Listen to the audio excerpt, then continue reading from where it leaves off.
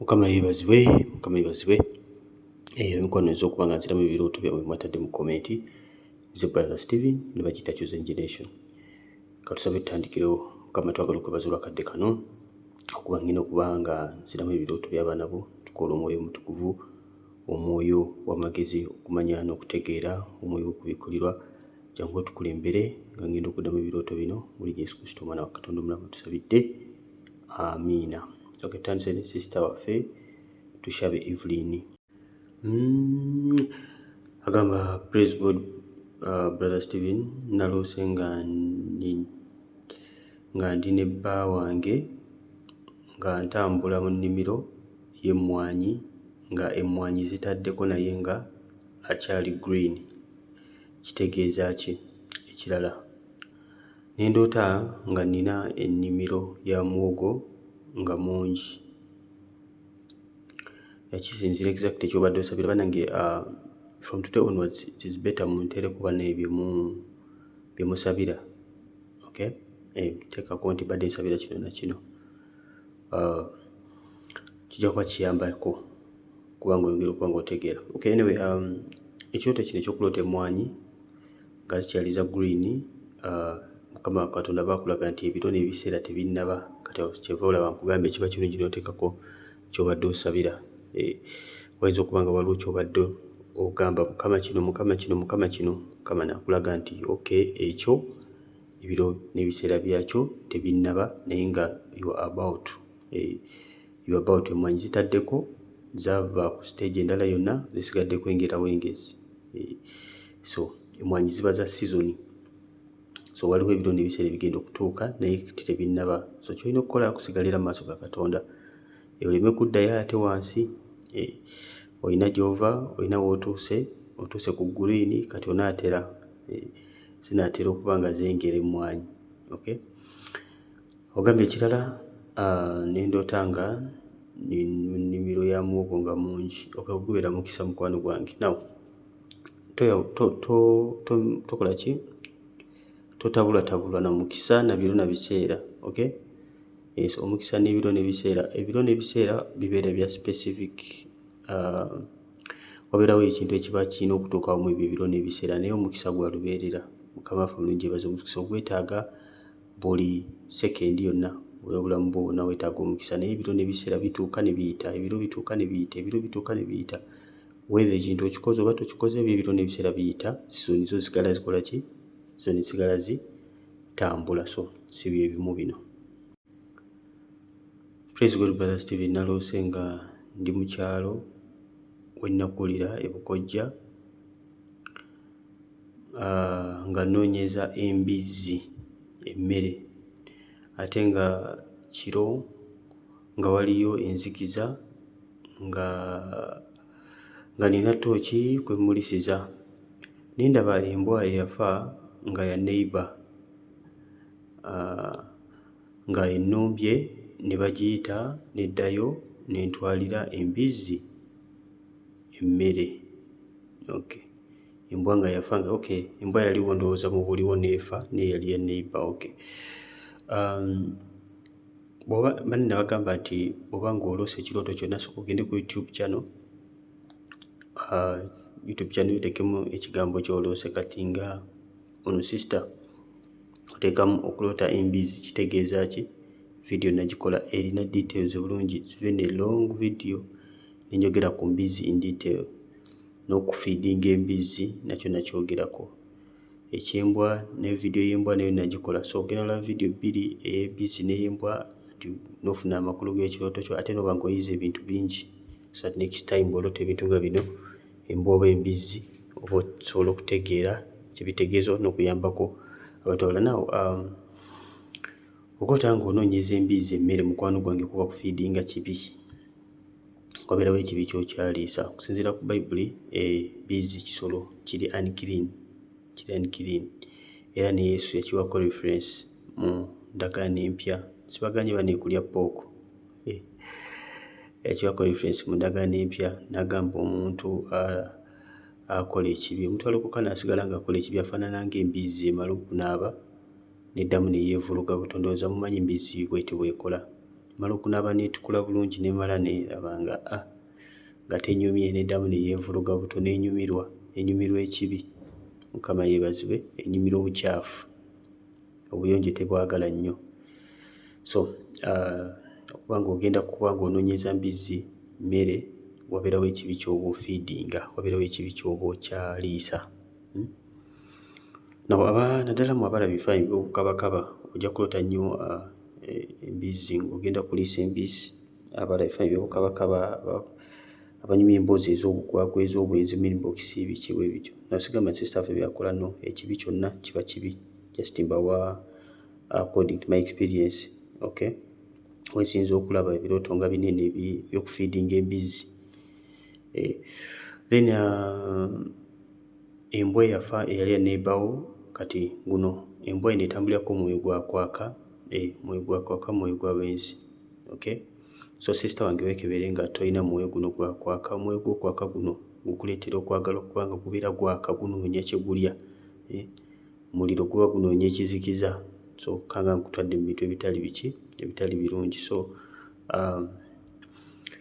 weekebere mukwano gwange ng'embwa tennaba kukuluma eno. Embwa tennaba kukuluma, baagiyise n'egenda, naye bw'enadda ejja kukulya buli. So embwa eno tambulira ku mwoyo gw'obwenzi, omwoyo gw'okwaka. So kendula video okulota embwa kitegeeza ki by Brother Steven, okulota embizzi kitegeeza ki by Brother Steven. Video ezo bbiri bannakyo zino muddeyo muzivisitinge mukole revision. Praise the Lord. Brother Steven, naloose nga ngenze okugula emmere ku kkubo ndowooza, naye nabadde nkutte omuggo. Kati we nalabye embwa ne ngikanyugira omuggo gwe nabadde nagwo. Kati ne mmala okugula emmere yange, gabadde matooke, manyige ne ssupu. Okay. Ne tusala ekkubo, nabadde ne sisita wange ne mukwasa emmere, ne nzirayo nnoonya omuggo gwange, ne ngunoonya naye nga sigulaba. Eyanguzizza emmere n'ampaamu omulala kitegeeza ki? Praise the Lord. Weebale genda kugula mmere na muggo, sisita waffe. Anyway, kati omuggo nabagamba gukiikirira bufuzi, omuggo gukiikirira buyinza bwo. Bwe tuddayo mu ndagaano enkadde, endagaano enkadde Bayibuli tugamba kisiikirize ekitulaga ekyali kigenda okujja. Mukama waffe omulungi yeebazibwe. Mu ssanduuko ya Mukama mwabeerangamu amateeka ga Katonda, mwabeerangamu n'omuggo gwa Alooni n'emmaano. Mukama yeebazibwe. So kati ebyo byonna biri mu ggwe, essanduuko ya Katonda. Olimu amateeka ga Katonda gawandiikiddwa munda mu ggwe. Oliko omuggo gwa Alooni gwali ku representing obufuzi, obuyinza. Mukama yeebazibwe. Omuggo guno gwe balinga bakozesa. Musa alina omuggo gwakozesa, Alooni yalina omuggo gwe, ne Musa yalina omuggo gwe nga bwe bagusonga ekyamagero nga kikolebwa. Bonna Alooni ne Musa. Mukama yeebazibwe. Kati emmaano representing ekigambo kya Katonda. So kati mukwano gwange okulota nga omuggo gwo ogukasuse, wakasukidde wazitta embwa, naye n'okubeera nga togulaba, naye wadde ogenza okugula emmere ne bakuwamu omuggo mulala, somehow maybe waluuzinga amaanyi go n'obuyinza bwo. Mukama waffe omulungi yeebazibwe. Abamu balokole ogenda okulaba nga mu butuufu ne boggolera omuzimu gusigala gukumonkinga bumonkenzi, ng'olinga mu butuufu atalinamu yadde otwanyi. But bw'oba nga onoonya omuggo gwo nga togulaba, finally bw'omala n'ogulaba, mukwano gwange obuyinza buba bukuddizibwa. Mu Luka 10:19 mukimanyi bulungi nnyo. Almost buli video njogera ku lunyiriri olwo. Bayibuli egamba laba mbwadde amaanyi n'obuyinza. Amaanyi n'obuyinza byakola ki? Byatuweebwa ng'abaana ba Katonda. Gwe muggo gwo. So sisita wange kino kyendooza kyadde kyakuddizibwa buyinza bwo bwakuggyibwako. Gye wagukasuka ne gubulirayo. Maybe wali ku lutalo, wali mu speech fair, n'ozikira n'odda mu ggula emmere n'essupu. Ogenda okulaga gy'ali obuyinza bw'ogenda okuba nga bugenze. Naye twebaza Katonda eyali akuwa emmere ani agaba emmere mukama waffe ye provider matooke gatambulirako omukisa mukimanyi bulungi bannakyoze then ne supu okay kale ndowooza kitegere sister waffe kulwokuba kuddiizibwa buyinza bwo Namugenyi Harriet. Praise God, Brother Stephen Naloose nga nina omwami gwe mpadde ssente nampa ekiviiri kya king. What is king? King. Ne baŋŋamba ku bikuli lwa 38. Okay, katulabe ku bikuli lwa 38 kyagamba. Ekiviiri kya king sikitegedde. Abakyala ndowooza bo bakimanyi ekiviiri kya king. Allo, Mukama Katonda. Okay, katulabe ku bikuli lwa 38 kubanga wali obubaka mukwano gwange awo. Ku bikuli lwa 38 Bible egamba bw'eti I know your deeds. See, I have placed before you an open door that no one can shut. I know that you have little strength, yet you have kept my word and have not denied my name. Mukama waffe mulungi yeebazibwe.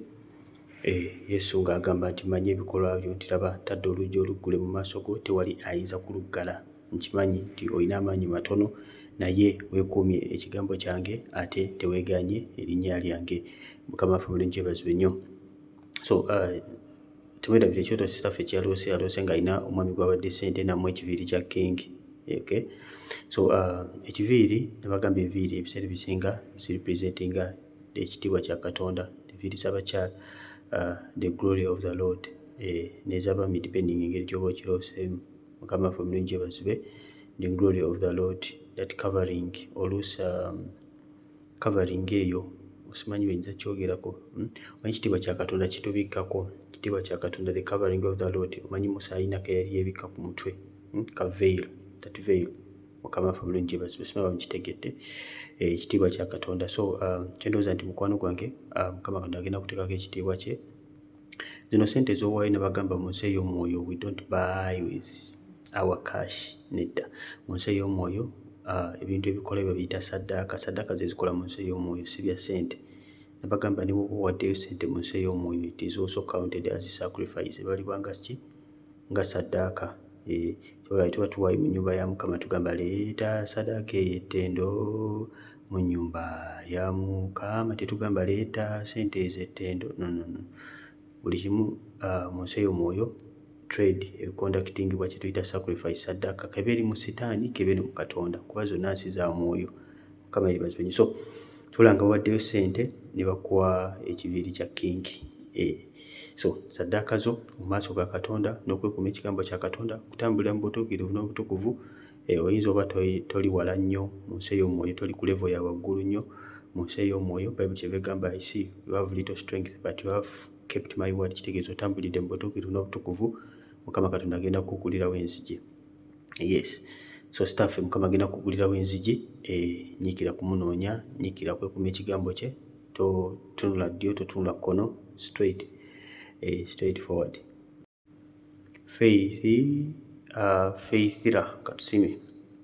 Praise God. Naloose enkuba ng'etonnya. Nenzigyayo engoye wabweru, bedsheets za bimuli n'engoye endala. Abakyala nga bayimba nti ekitiibwa kidde eri Yesu nga basanyufu mu nkuba. Okay. Kayimba mukamanyi ekitiibwa kidde eri Yesu kubanga ye mulungi atuwadde ebirungi bingi yeebazibwe Mukama atajjulukuka. Okay, anyway, ekyoto kino mukwano gw'enkuba mukisa, enkuba ng'etonnya. Amasuka g'ebimuli, ebimuli bino ebimuli ebisinga bikikira peace, favor. Ebimuli tebakalambi, ebakala n'ekinyonyo ddala. Sindowooza nti ekitiibwa kya Katonda kigenda kuba kirabisibwa mu bulamu bwo. Mukama agenda kubulesinga, agenda kulaga ekitiibwa kye. Mukama agenda kuwa omukisa, agenda kulaga ekitiibwa kye. And most of the times recognizinga amasuka gano gatera otambulirako ebiseera ebisinga office ey'obufumbo. Bufumbo. So kati obanga obadde osobodde okurecognizinga agenda kulaba ekitiibwa kya Katonda kigenda kulabisibwa. I don't know, maybe ogenda kufumbirwa bati mu area eyo oba Mukama Katonda agenda kubanga yeeraga makaago, but simanyi exactly ekiriwo naye kyona kigenda kulabisibwa bulamu bwo.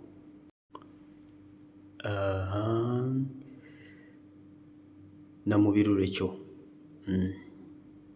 our wife's namesake, Mami wa chosen. Okay, praise be to God. Brother Stephen, nze naloota nga lumonde yabala nnyo to the extent nga ali kungulu kati neŋŋamba gwe nali naye nti ebikata 2 bimala lunch and supper, saba leero nziremu n'akaaba n'okukaaba Katonda wange. Mukama yeebazibwe nnyo. Lumonde okubala bannange, leero ebirooto bye mwampadde ebisinga byonna bya mukisa. Twebaza Mukama alabika yabasumuludde bannange. Ebirooto ebisinga bye tufunye olunaku olwabyo bye tuli mu kuddamu byonna bya mukisa myereere. Mukisa mu bufumbo, nzigi kuggulwawo, kati bino bikata bya lumonde. Mukama yeebazibwe. So twebaza Katonda bannange abawanguzza. Twebaza Katonda, tulinze bujulizi bannange, tulinze bujulizi.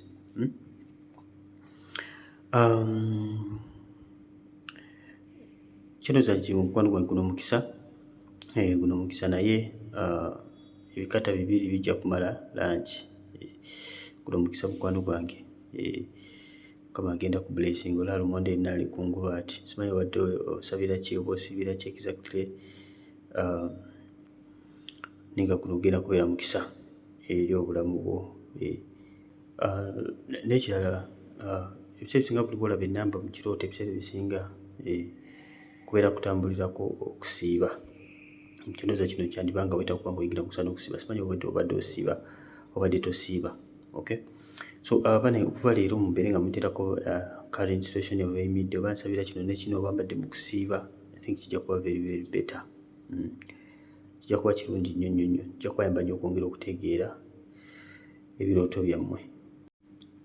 Kansime Flavia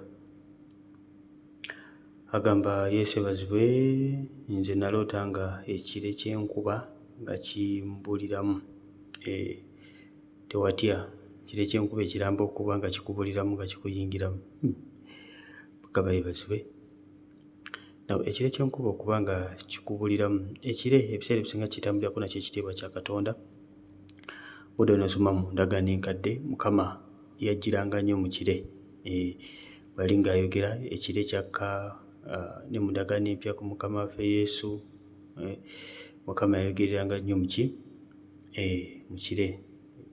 Ekire mu ndagaano enkadde kyali presentinga ekitiibwa kya Katonda. Ekitiibwa kya Katonda kyakkanga bwe kityo, kyakkanga mu kire. Ekire nga ne kibabikkako so many places. Olaba ekire nga kibikkako, ekire nga kibikka ku lusozi ekire. So ekyo ekitambulirako ekitiibwa kya Katonda. Naw mukisa, enkuba ya mukisa. Ffenna tukimanyi bulungi nnyo wano ebbanga lye tumazeewo. So kinooza nti Mukama Katonda agenda kukulaga ekitiibwa kye mu bulamu bwo. Kino ekire ky'enkuba kyewalabye, waliwo omukisa Mukama gwagenda oyita mu bulamu bwo, ogenda okuba nga gugyayo ekitiibwa kye. Omanyi waliwo ebintu Katonda byakola mu bulamu bwaffe, abantu ne bagulumiza Mukama olw'ebyo byakoze ki byakoze, naawe kennyini okwongera okuba nga ogulumiza Katonda. So ekyo kye kigenda okubaawo. So ndaba nga ebirooto bye mwampadde ku mulundi guno at least muli mu kuwangula, kizzaamu amaanyi. Jjukira nga twakatandika nga muloota misota, muloota mudduka mugwa mu binnya babagoba, ne kati at least mutandise okweta ku birooto eby'obuwanguzi. Mukama yeebazibwe, ekyo nakyo kyebayiza Katonda. So bw'oloota ebirooto nga bino eby'obuwanguzi, mukwano gwange tekitegeeza nti oludde omaze okuwangula, nedda mukwano gwange. So toddeyo ne weebaka otulo, osigala nga weepositioninze. Just kino kirina kwongeramu bwongezi maanyi, ongeramu mafuta kulaba nga oyongera okuba nga weekuumira mu position wennyini Mukama we yakusanze asobola okuba nga akomawo n'akusangawo. Otherwise nga omanyi story y'abawala 5 abagezi n'abasiru 5, the 10 virgins. Waliwo we baasanga nga beebase, we baasanga tebakyalina mafuta. Omugole yagenda okutuuka nga mafuta temuli. So sigala ng'oli mu position yo, ekitiibwa kya Katonda kigenda okujja, oba Mukama agenda okulabisibwa nga mutuufu okyaliwo, amafuta gakyalimu. Anita Nakayenga, Praise God. Ate okulota nga obyala ebikata bya lumonde n'amalagala weebali kuweereza kaali naye weebali kuwuliriza. Okulota nga obyala ebikata bya lumonde n'amalagala kisinziira exactly. Ebirooto ebimu kinywa bagamba bisinziira ekyoliko. Mukama Katonda ayinza okuba nga alina stage gy'akulaga gy'oliko kusinziira ku ky'obadde osabira. Okay? Naye nga kino kibeera kyakusiga but kisinziira again ky'obadde osabira. Mukama Katonda n'akuwa obubaka buno. Ffenna tusobola okulota ekirooto kino naye nga tekitegeeza kye kimu mu bulamu bwaffe. Mukama yeebazibwe. Kyendowooza kino kiyinza okuba nga kyakusiga okusinziira ekirooto kyonna bwe kiba kikoze bwe kiba nga kifaananye kyonna. Ekirooto kibeeramu details nnyingi, kati details ezo ze zituyamba okutegeera amakulu g'ekirooto. Praise God brother.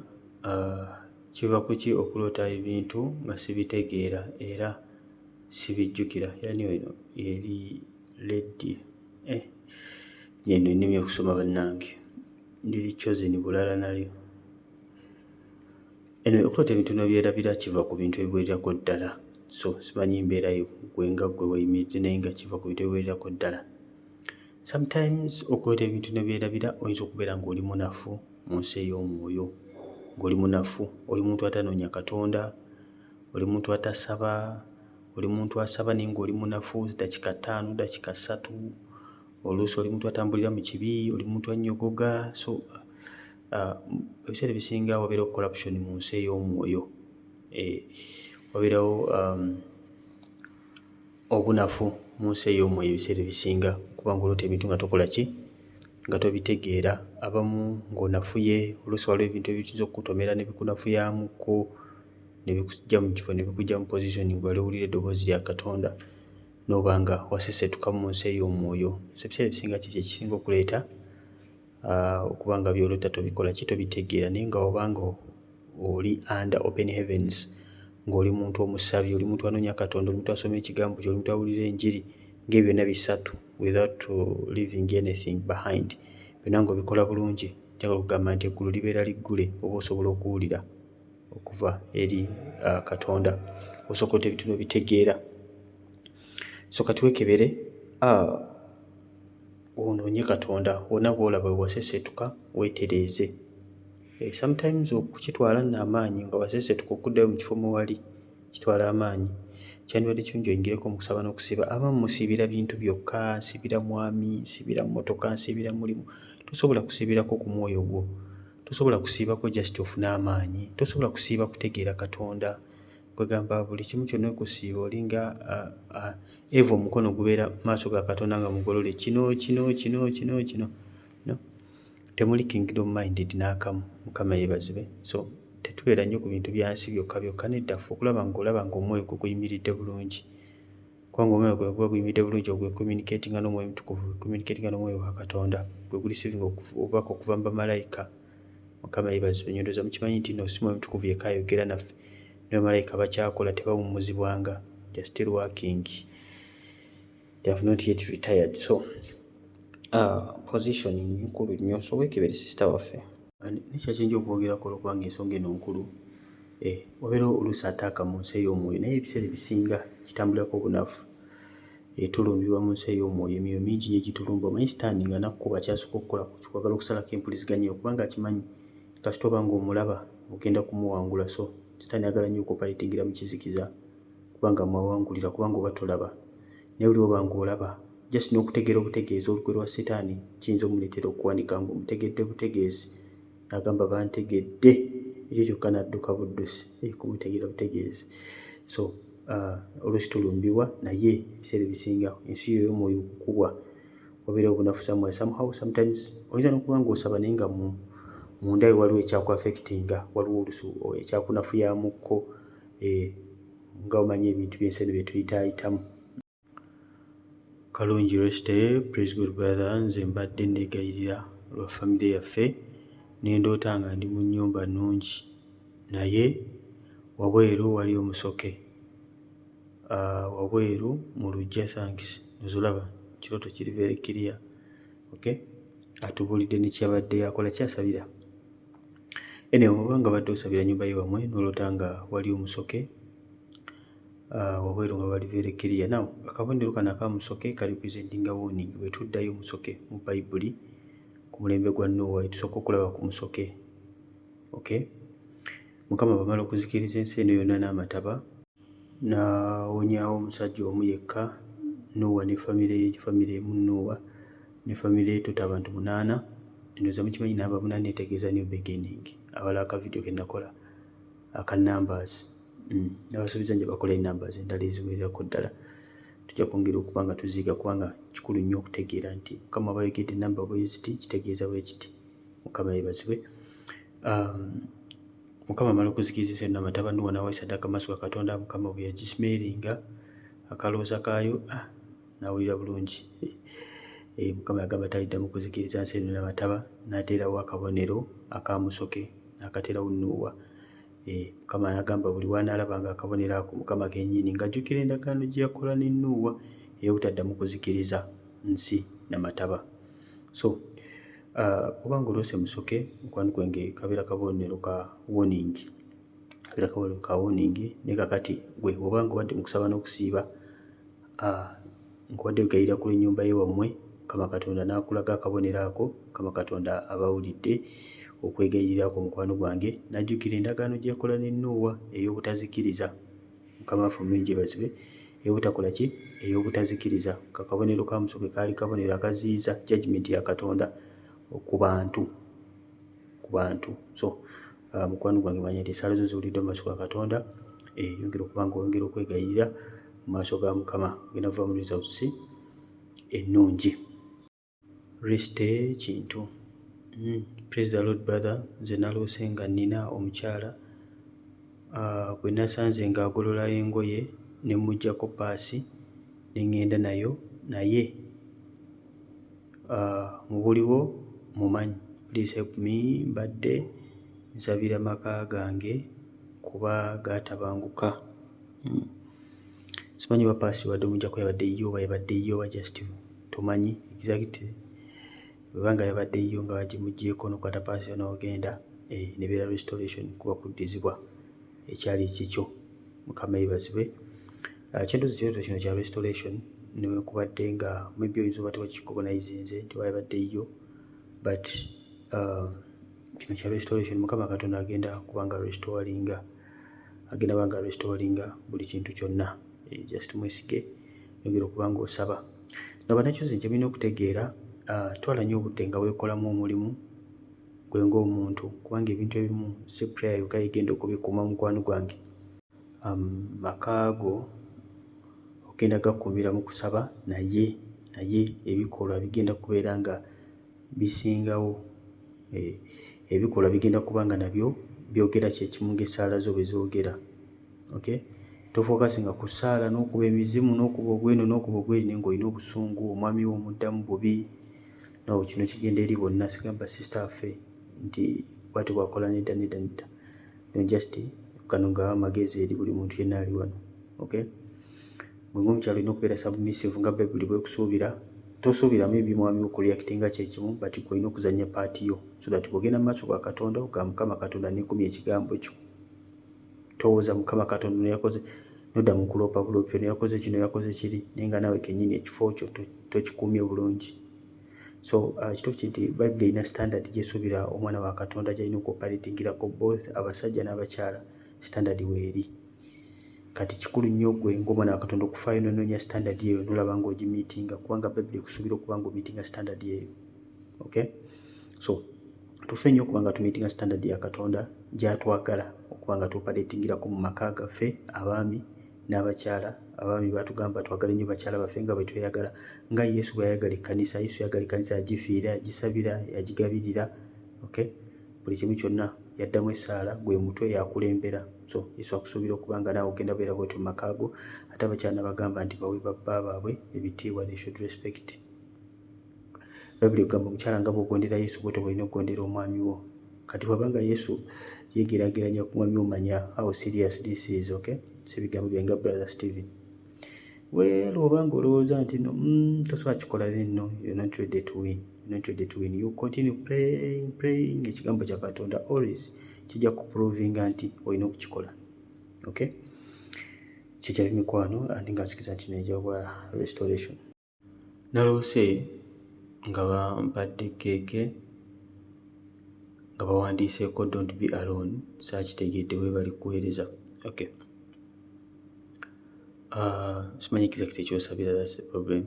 Naye keeke representing a celebration kujaguza, but don't be alone maybe kiyinza okutegeeza kubanga bufumbo obutukuvu Mukama waffe omulungi yeebazibwe, so kisinzira exactly kikyobadde osabira. Okay, but this is kyendoza kino celebration, naye sometimes Mukama kanasoka don't be alone nga ayagala ofune private partner, ayagala winning a team, so kisinzira exactly kyobadde okola ki osabira. So kino yakizaayo maaso g'Omwoyo Mutukuvu ayongera okuba nga akubikkulira. Banayimu mubeere nga muteerako bimusabira. Namirembe Rose, nze naloota nga waliwo ampa amatooke ebiwagu 3 bunfumbe. Nekya naloose nga abaana bange babasazeeko enviiri naye nga waliwo abasasulidde 30,000 mu saluuni. Okay,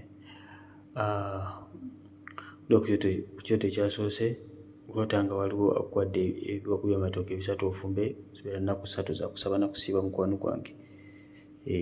Kyosabira kyonna gattako ennaku 3 ez'okusaba n'okusiiba, weeweereyo ddala mu maaso ga Katonda bigadi ku ky'abaana bo okubanga waliwo abasasulidde 30,000 nga basazeeko enviiri. Wo tumanyi nti okubanga twakusazeeko enviiri kiba kiswalo, naye ate ku baana, abaana bo basalako enviiri kiswalo eri abakyala, kubanga abakyala balina okubeera n'enviiri empanvu. Enviiri kitiibwa kya Katonda. Mukama yabawa enviiri zaabwe ng'abakyala ng'akabikkako mutwe. Mukama yeebazibwe. So kyatalina nviiri ng'olina akawalaata kiba kiswalo mu public.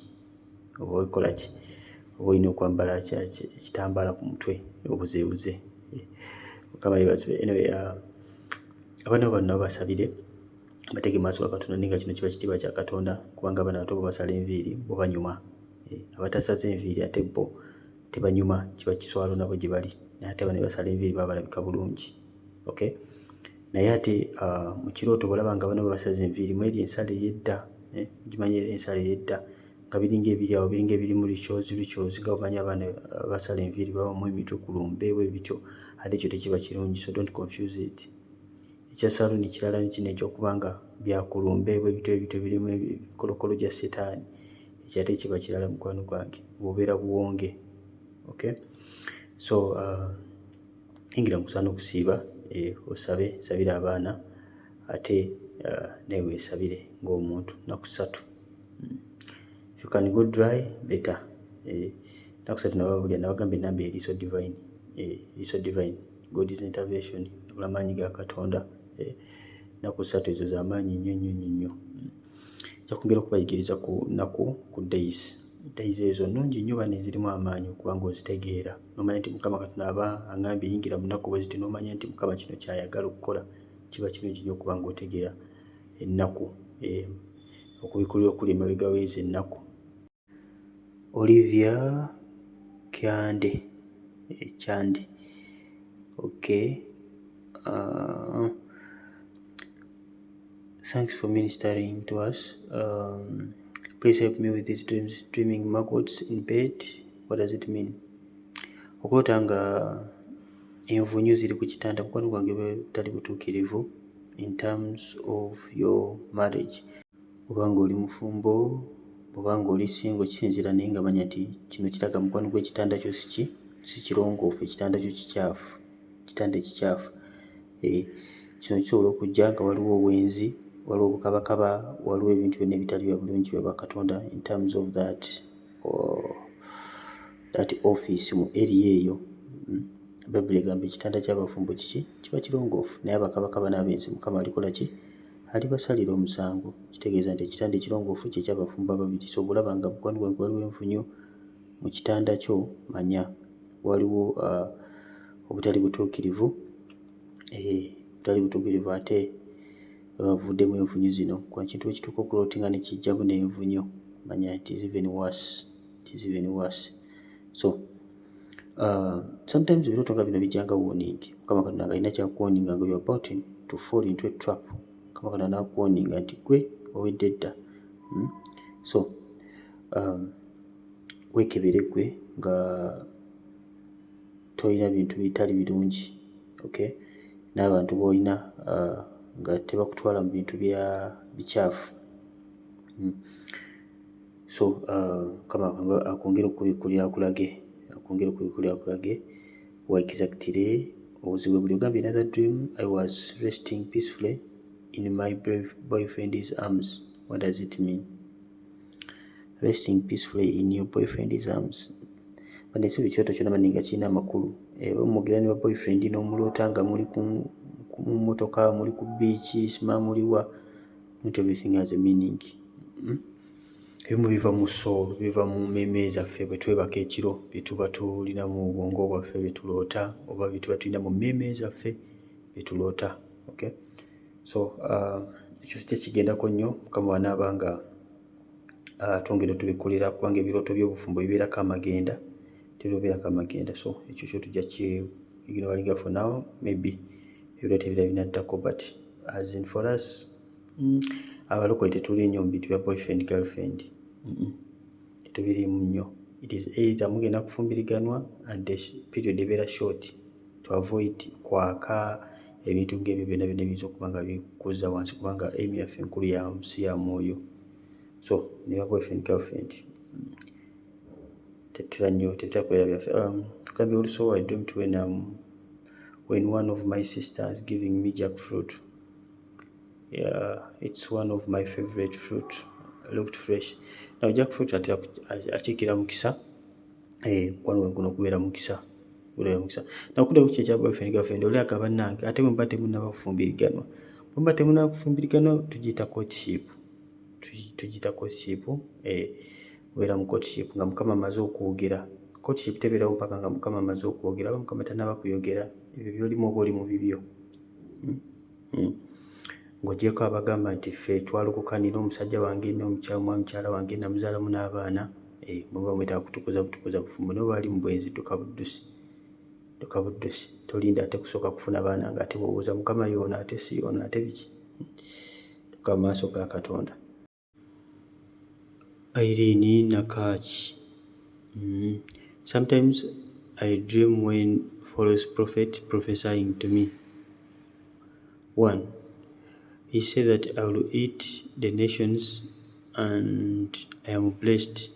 But in a dream, I perceive that he is a false prophet. Number 2, I dream this time was a lady saying to the lady, remove that shirt. The lady removed it and threw it, but my uncle get it instead of me, but she laughed and I was praying to restore my garment because I dream when someone's wearing my new dress. She was even happy, and I dream when I'm in a village. There were plumbers to fix our tap water, but it cost us 2 million. I'm in Saudi. You're in Saudi. Okay. Sister waffe tuddeyo waggulu tutegeerako ddala ndowooza wano. Agambye okutandika eri waggulu aloota nga nabbi wa bulimba amulagula nti ogenda kulya amawanga. Irene ogenda kulya amawanga. Naye mu kirooto n'ategeera ono mufere. Ndowooza n'amuddamu akalya amawanga. Anyway, kino kibeera myojja bannabbi ba bulimba obanga wagendako mu bannabbi b'obulimba. Manya nti kino emyezi kyakugoberera mukwano gwange. Emyezi gy'abannabbi b'obulimba girondoola bannange. Girondoola waliwo abaloota nga nabbi abakuba kibooko. Abakuba kibooko. Ate naddala ng'ovuddemu n'obavaamu n'obabikkulirwa n'obategeera. Naye kino kikulemerako oba olina kulwana lutalo mu nsi ey'omwoyo okuba ng'ogiye kutulirako ddala.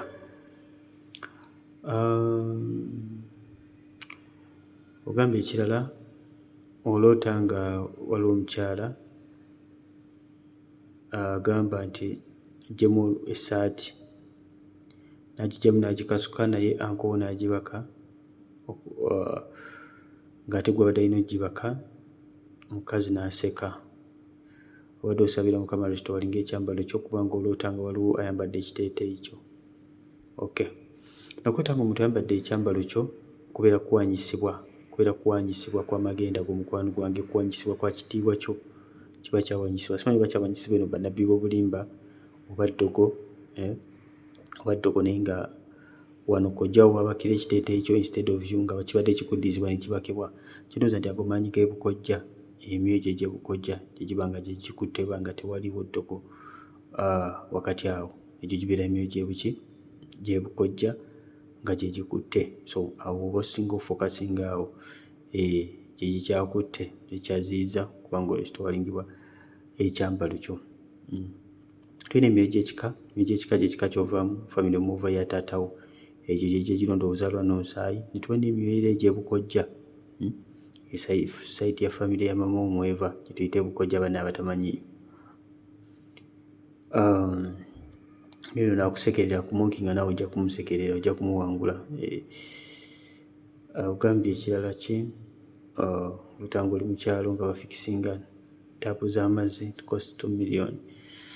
Ebiseera ebisinga namba 2 ne beekiikirira kasita olabako namba 2 ebiseera ebisinga kubeera kukiikirira kusaba na kusiiba ezo ennaku 2. Okay? Ennaku 2 sometimes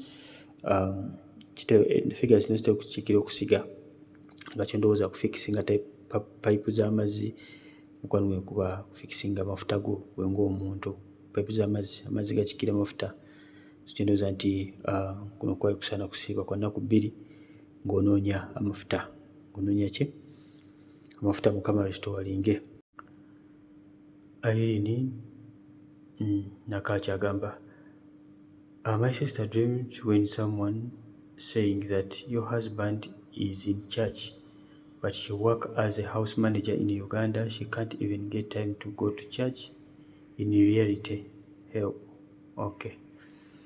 Sister mukwano gwaffe ono Stephen Nakaki, Irene akola nga house manager mu nnyumba mu Uganda, ate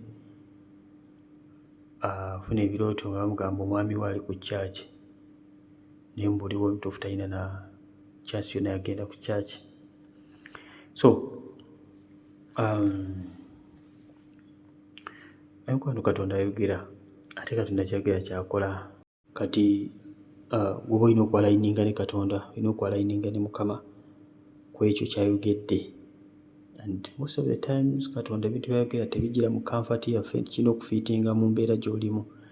Mukama Katonda ayinza okwogera ekintu mu butuufu nga butuufu olaba tewalina we kigenda kusobokera, naye Katonda ye kennyini akyogera kubanga aba akulaga nti ye kennyini agenda okikola era yagenda okukusobozesa. Kati amagezi gempa sisita waffe ono kubanga ekituufu kiri nti okusinziira ku kyoto kino kiraga nti ebyo ebiri ku kkanisa tebiri awo waali. Manyi waliwo embeera gy'obeeramu ng'ekuwa comfort naye nga mu butuufu tolina gy'olaga. Ng'ekuwa ki? Comfort. Ate comfort bano tugyagala nnyo naye nga future tewali. Kati Mukama Katonda yalaba future, alaba eby'omu maaso, akwagaliza ebirungi kwe kubikkulirako n'agamba nno wano wooli wandibanga waliwo emirembe naye eno si Kanani.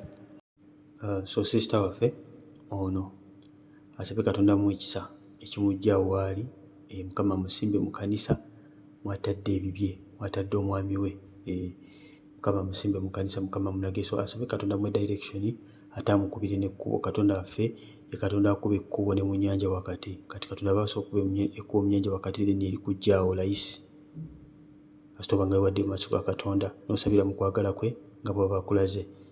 So asabye Katonda amukubire ekkubo, amufunire omulimu omulala wabweru ogutali gwa mu nnyumba ng'asobola okufunawo ne time ku Sunday n'agenda ku church. Ye Saala gyandibadde asaba ssaawa zino, si ya Mukama leeta omwami, Mukama mpa kino, Mukama no, asabire mu kwagala kwa Katonda. Asabye Mukama Katonda nfunire omulimu omulala, Mukama nzija wano, Mukama nkubire ekkubo, Mukama ajja kikola era ajja mutwala ewali ebibye era wajja okubisisinkana.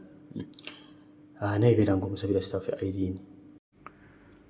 Prosi naaba era dream naloose nga abasajja bangoba ne bambuuza, okay, ne mbabuuza why are you chasing me, and they told me tubanja baganda bo miliyoni 6. What does it mean? Another dream, naloose nga nsasula omuntu sente ate mu dollars but mu buliwo tammanja. What does it mean bambi? Osasula omuntu sente ate ng'ono muwera na mu dola ng'ate takubanja, ate ne waggulu waloose nga bakugoba, ng'ekikugobya bakubanja sente z'abaganda bo miliyoni 6. Kama yebazibe. Kakati kyendowooza nti ekino ekyasoose ekya waggulu, omanyi waliwo ebintu bye tukola ne birondoola abantu abalala. Okay? Bayibuli eyogera ebyo abazadde baffe. Mukama Katonda asookwala n'ekibi emirembe 4. 4 generations. Katonda afawalana emirembe 4. Abatamanyi mirembe 4, mirembe 4 kitegeeza 400 years. Omulembe gulimu emyaka 100. 400 years. Can you imagine? Kati omanyi abaana ba Isirayiri bali ku buddo mu Misiri okumala emyaka emeka? Emyaka 4. Babeera mu buddo okumala emyaka 4 n'okusoba. Musa bwe yabajjirayo. So Katonda awalana n'ekibi, asookwalana emirembe 4, kibi kimu. Mukama afa bulungi yebazibe eky'abantu abamukyawa. Kakati awo so kyendowooza nti bino bijja birondoola buzaalwa na musaayi. Myoyo gya girondooza n'omusaayi ejja gikulondoola ono kalondoozi yennyini. So ffe eky'okudduka emisinde immediate rebuking eyambala amaanyi. Oba lwaki tubeera bakafeero mu birooto? Kino n'omubikola mu looto. Ffe eky'okudduka oyambala bambazimanyi n'obatemaatema bonna n'obawangula. Ate bulimu emyoyo gimu nga bw'oba ogiwangudde oba owangulidde ne baganda bo. So kyekimu ne wano kibaye ng'osasula sente ate nga takola kitakubanja naye nga gw'osasula. So kyekimu. So mirabire nga weegayirira ku lw'abaganda bo ne ku lw'obulamu bwo gwe nga gwe gwesasula. Sasula omutango. Nabbanja Faith. Praise God. Dreaming about having periods but walking in the rain. While in periods, what does it mean please? Okutambula ng'oli mu nnaku zo ng'ate oli mu nkuba. Ng'ate ne bw'oli mu nnaku zo ng'ate ne bw'oli ne mu nkuba. Anyway, kyoto kino kyendowooza nkitegeeza kuddizibwa bujja. Weewaawo nakola ka video kakwatagana ku birooto bino ebya period. Kuloota period kitegeeza ki? Funa time osooka n'okavisitinga n'okalaba. Njagadde okwejjukanya naye nga ebirooto bino ebya period bitambulako kawuula, bitambulako ekisheemu, ekiswalo, obutafumbirwa, bikiso. Naye ekidibo ne mu mbeera efaanana bwe kyendowooza nti kino kirooto kyakuddizibwa bujja mukwano gwange, ekyakurefreshingibwa. Kubanga n'okugenda mu period mukwano gwange oba olifreshinga, mukama aba refreshinga wumbuyo osobola okuba nga edda mu kulisivinga, okulindirira okulisivinga omwana. So ng'ekiwadde mu enkuba etonnya ng'ate kyendowooza nti Mukama Katonda agenda kubanga akuzza ojja, kyakuddizibwa bujja kino mukwano gwange. Praise God, Brother Stephen. Naloose nga nnyomba ne musumba wange ne muddiza essimu gye yangulira Please Help. Oluta ng'oyomba ne musumba wo n'omuddiza n'essimu gye yaggulira, kwata n'olusimu lwo. Mukwano gwange okuyomba ne musumba wo ebiseera ebisinga kuba kuwakana na Mukama. Okay? Bw'aba nga si nabbi wa bulimba. Bw'oba nga wadde oyomba nabbi wa bulimba nga yali musumba wo, ekyo kiba kirala. Naye kuba kuwakana na Mukama Katonda kennyini. Naawe simanyi exactly Mukama Katonda kiki yakugaana oba kikyagezaako okukugaana naye ng'okyakiremeddeko, ng'ate kikwetedde okuba nga empuliziganya yo ne Katonda yongera okuba nga esalwako. Kubanga nabagamba essimu ekikiriza empuliziganya yo ne Mukama. Okuba essimu mu ggulwalo, nzaani? Nze Nakkundi Nabbanja Faith. Badde oyagala ki? Nti ndi wano mbadde naazibwa mu nkuba nga ndi mu nnaku zange. Mukama yeebazibwe. Mukama nagamba ndi mu kulifreshinga. So weekebere mukwano gwange, weekebere. Kiki Mukama Katonda ky'omanyidde ddala nti mutuufu kino Mukama yakiŋŋaana naye ng'okyakiremeddeko, ng'ekyo kigenda kuleeta empuliziganya ne Katonda okusalibwako ddala completely. Okusalibwako ddala completely. Ekitaba kirungi gy'oli mukwano gwange, kubanga bw'osalwako Mukama omanya nti mukwano gwe geene ekusemberedde si geene eri yokka ey'olunaku luli naye n'ey'oku nsi kuno kubanga ogenda kuoparetingira mu kizikiza wansi w'eggulu eriggale tosuubira kantu konna. So kola ekyetaagisa. Kyogabirwe Anna. Hello brother Stephen, what does it mean to dream about seeing people making chapatis and at my place of work I lit a charcoal stove while I was washing dishes. My boss called me to put a saucepan of guineas, yet I had to teach. Nga mulimu bingi mu kirooto kino. Mukama yeebazibwe, sitaffe yalose ekirooto nga alaba abantu nga bakola chapati ku mulimu gy'akolera n'akuma essigiri. Kamwe n'amugamba sooka osseekaawo esseffuliya yaki esseffuliya y'ebinyeebwa nga bw'ayoza ebintu awo. Kati agambye ate yadde alina okusomesa omusomesa. Tukulota nga abantu bakola chapati ku mulimu gwe bisinga chapati zino zisambulako omukisa. Then regarding kyakuma stove, kyoto kyakusaba kwoza bintu kwegayirira. So kyendowooza nti kino kyakubanga owegayirira ku lw'emirimu. Simanyi oba nga kamayinza okuba nga alaga nti wayinza okuba nga waliwo omuyaga gugenda okujja emirimu gyammwe eyo. So beera ng'osabira emirimu gy'abakama abo, beera ng'ogisabira. Bayibuli egamba mu kibuga tukisabirenga emirembe bwe tukiyingira mbu kinabangamu n'emirembe naffe tunabiranga n'emirembe. Omulimu gusabire, beera nga weegayirira Katonda ku bute bukyalitandika. Ku lw'omulimu egyo mukwano gwange Mukama Katonda agirabye emikisa abataase. Bwe kyonna omulaba ekitaani kya programming kyonna Mukama azikize. Bonna tandika okugayirira Mukama ajja kwongera okubikkulira ku nsonga eno. Ajja kwongera okubitegeera. Nambalirwa Fiona agamba praise God brother Stephen, nze ndi Saudi Arabia naye ndoota nnyo nga nzize Uganda naye nga ndi mu mbeera mbi nnyo. Help me brother. Okay, staffe Fiona ndoota ze Uganda ng'ali mu mbeera mbi.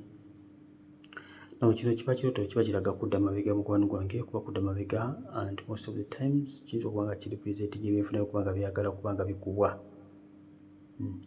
Kati warning gye wandeetaaga okuba nga otwala serious noba nga olwa n'otalo n'obutadda mabega.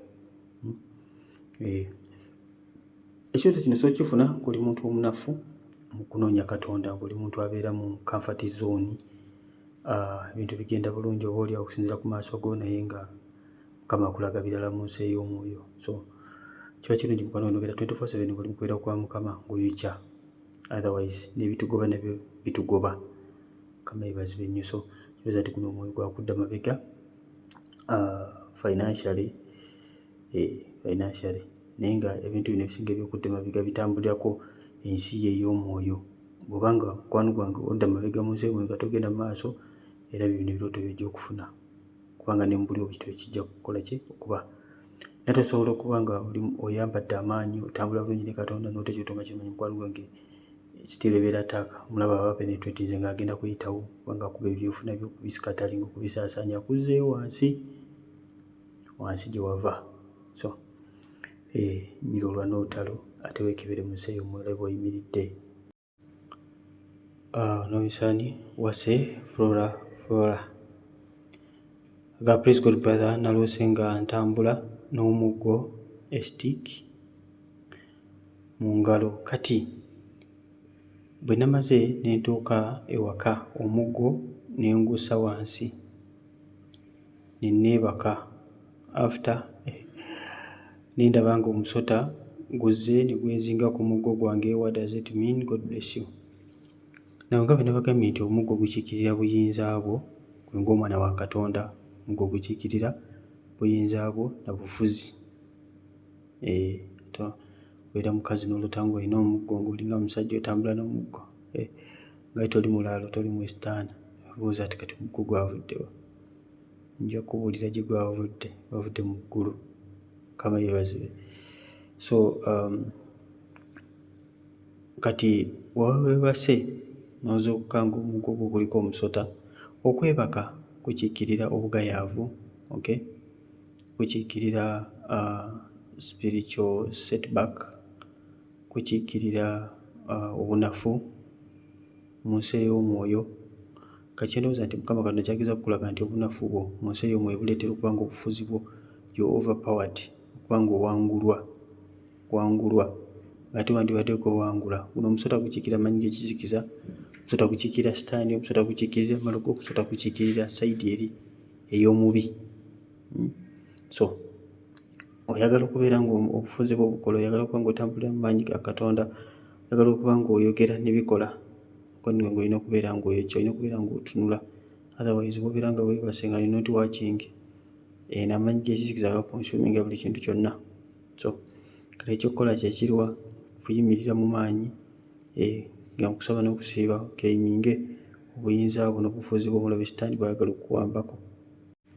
Ndowooza mmanyi bulungi nnyo ka sitooli ke tulina mu Bayibuli. Omukazi yeebaka ennyo n'atuuka n'okwebakira omwana we, careless woman. Yeebaka nnyo neebakira n'omwana we n'afa, n'ayagala otwala mu w'omulala. Ki ekyaleeta obuzibu? Tulo. Buli weebaka weebakira omwana, weebakira Yesu. Weebakira Yesu. Mujjukira buli nnyo ne sitooli endala Yesu gye yatugamba nti while they were still sleeping, bwe bali nga beebase, omubi n'ajja n'asiga eŋŋaano embi. Omulimi yasiga ennimiro ennungi n'asiga eŋŋaano ennungi, naye yali yeebase. Omubi n'ajja n'akola ki?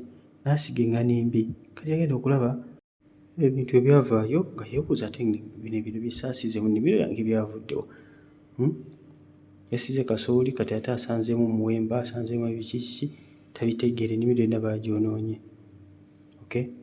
So mukwano gwange otulo, obunafu, Yesu yatusuubiza n'atugamba nti ekituufu kiri nti yayogera mazima, n'atugamba bw'obeera empty, emizimu buli gwe wagoba guleeta musanvu. So the danger of emptiness so nagimalayo.